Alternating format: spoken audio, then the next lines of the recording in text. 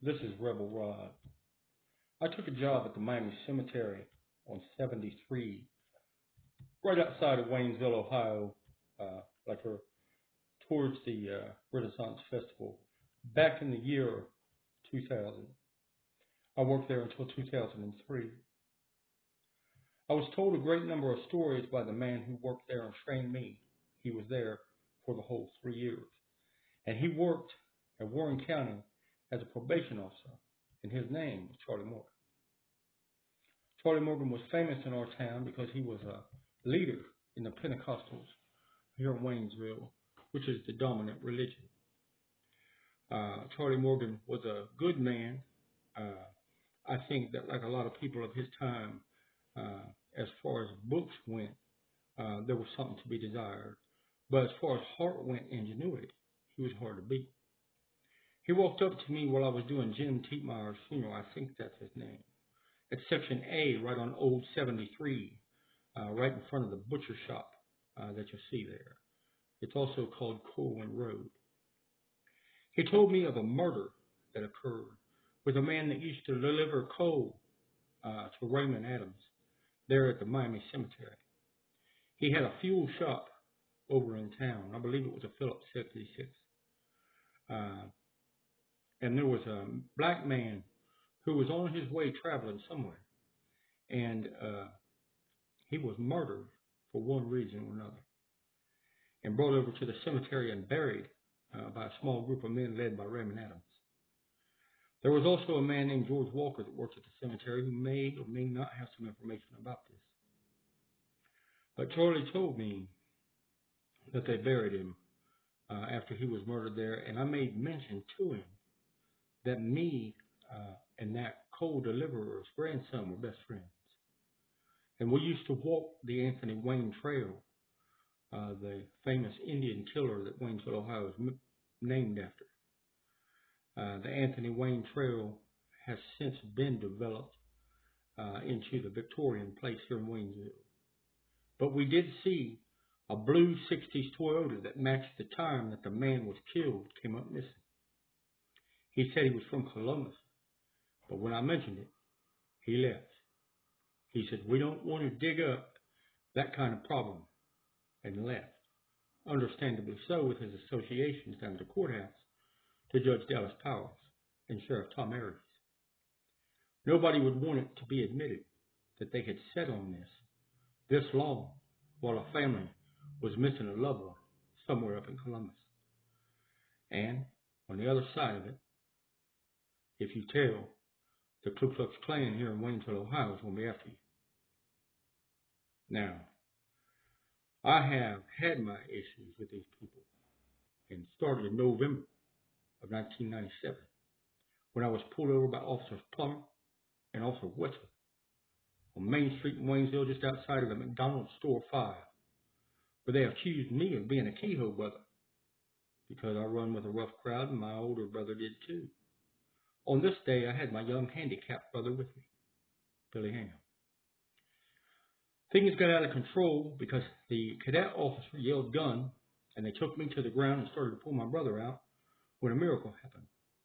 Our mayor, Charlie Sanders, a black Democrat in a conservative white town, he got out of his truck and he said, "What's going on?" And within minutes had the situation resolved to its truth, which was it was a toy gun that the man seen, and I was not associated with the Kehoe brothers. Thank God.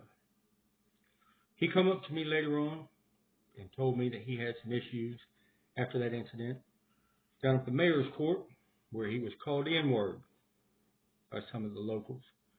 And we talked a little bit about it. We also talked about an easement being put in for 73. And he asked me if I would be willing to talk to my father-in-law because he was a township trustee at that time. I told him that I had a lot of stuff going on. I was in the process of doing a lot of different things, and sort of put him off and never did take the position that he offered me, which was a vice mayor position.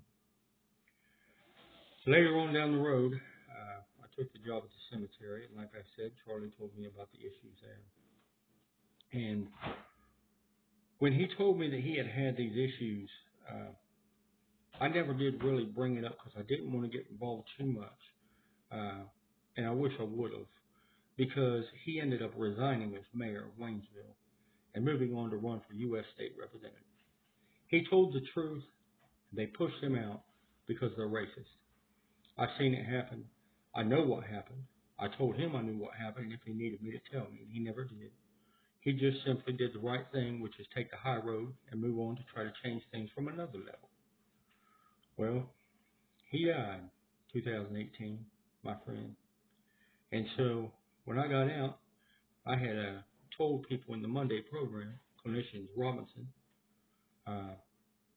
about my issues with the Ku Klux Klan in Waynesville, especially since my wife and I had split up, and I had faced a number of trumped-up charges from some of the leadership of these Ku Klux Klan representatives. You can go through my case and see that all the charges have been dropped, but I still have had harassment from these people, including a fist fight down on Waynesville Road with what used to be a friend of mine, because he said that my wife and my brother, he held them in a negative light because of relationships that they had. It's a shame when friendships end like that, but that's what happened when Donald Trump took office. So what I done was, I let them know a little something back, since they wanted to play a power play with me. Me and Charlie discussed that quite a bit, and I gathered quite a bit of information, not only on their involvement in the cover-up here in Waynesville at the Miami Cemetery of this dead Columbus black man, but also of some financing issues that started with Dusty Rhodes up in Columbus, our governor. And I did extensive amounts of research on it, all the way up to the Alston Landing purchase and the involvement of Vice President Cimarelli.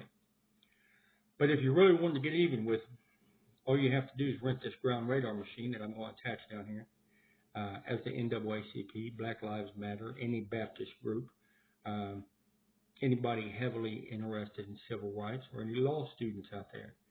And it's not that expensive. And I'll take you over, and it won't take us one day. It won't even take us a half day probably to find the remains of this dead black man.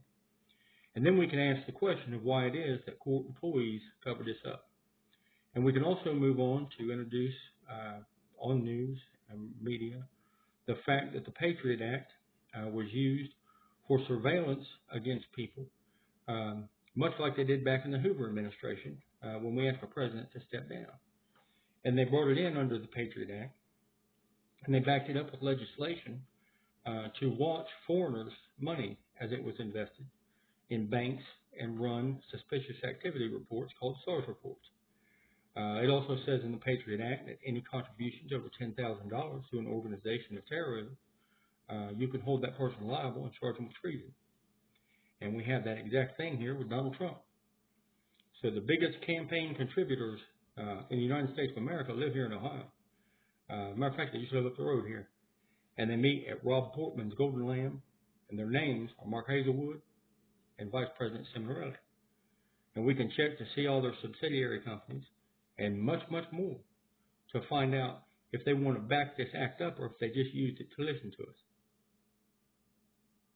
Because they have to prosecute these crimes. And if those SARS reports say $10,000 went from the accounts of Cimarelli, Hazelwood, or many, many more into the camp of Donald Trump, he broke into the White House, and that's terrorism.